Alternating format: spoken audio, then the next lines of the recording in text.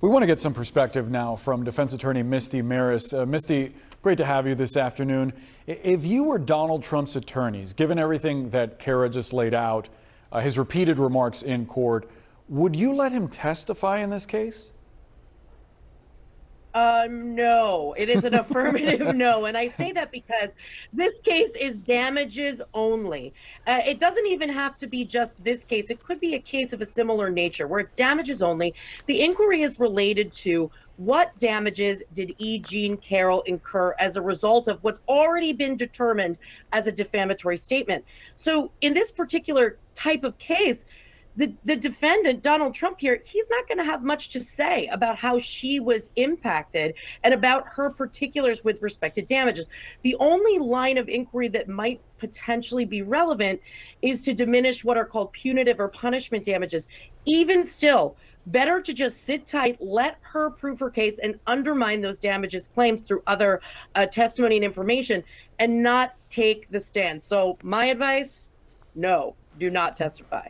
But Misty, is there anything he could say that could sway the jury, that could potentially be to his benefit?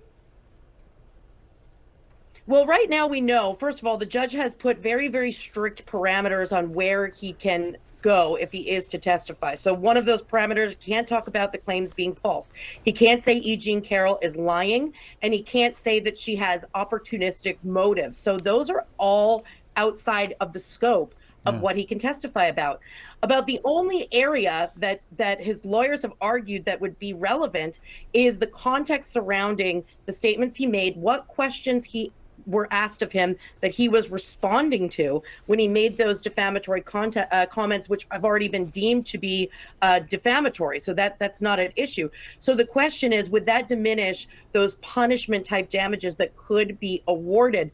Maybe, but truly it's more of a risk than a reward in that assessment from a defense perspective to take the stand under the circumstances. I do want to get your perspective on the defense strategy to have this friend of E. Jean Carroll take the stand, Carol Martin. She actually testified that the plaintiff had made remarks to her that made her think that she enjoyed the attention that came with the Trump lawsuits. This is obviously an effort to sort of undermine E. Jean Carroll's position that all of this ruined her reputation. What do you make of this strategy?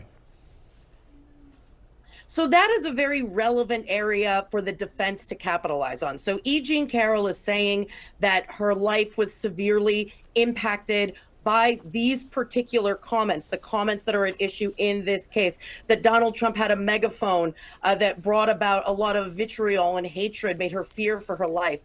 So any evidence that's out there that she did not have such an extreme issue with emotional distress or that undercuts that argument is absolutely where the defense should be focused. This is damages only, and the whole purpose is to present evidence relating to the nature and extent of damages, which the jury will ultimately decide the value, anywhere from zero to, the sky's the limit. We know what the numbers that the plaintiff are looking for. So that is absolutely very relevant. That is where the focus should be from a defense perspective, undermining any claims of actual damages incurred.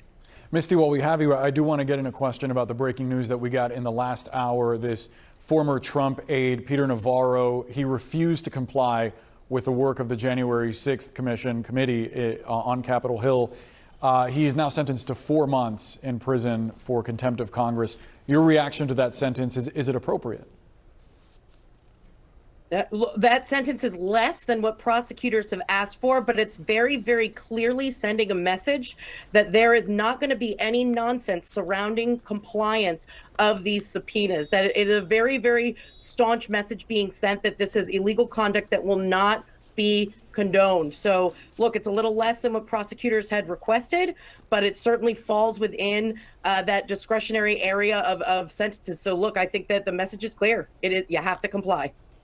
And there will almost no doubt be some kind of an appeal. Misty Meris, we have to leave the conversation there. Appreciate the time. Thank you.